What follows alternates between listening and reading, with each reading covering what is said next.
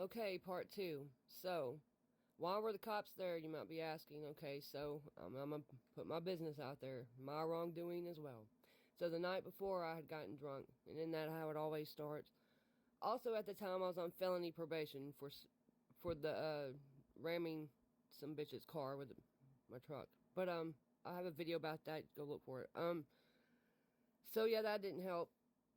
And anyway, the next morning, now I'm still a little woozy, but it's the next morning. Some hours have passed, and I've done some thinking. You know how that goes.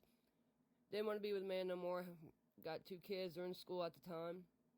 So, I'm going to leave this motherfucker. So I start packing my van up. I call the old man, and I stupidly tell him, because at the time I would never in 1,000 years would have thought he'd done what he did.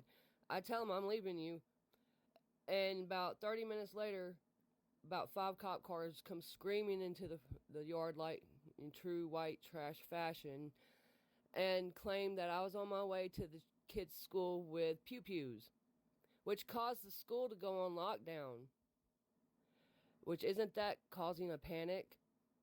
Anyway, so they saw that I hadn't gone anywhere. I didn't have any pew-pews.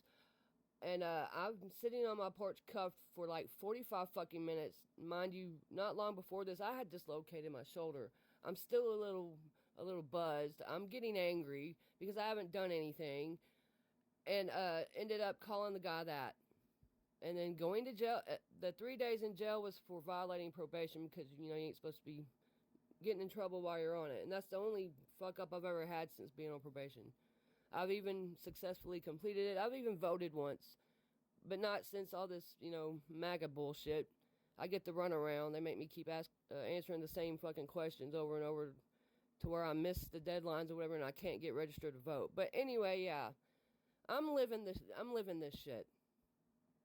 Matriarchy now. Oh yeah, I forgot.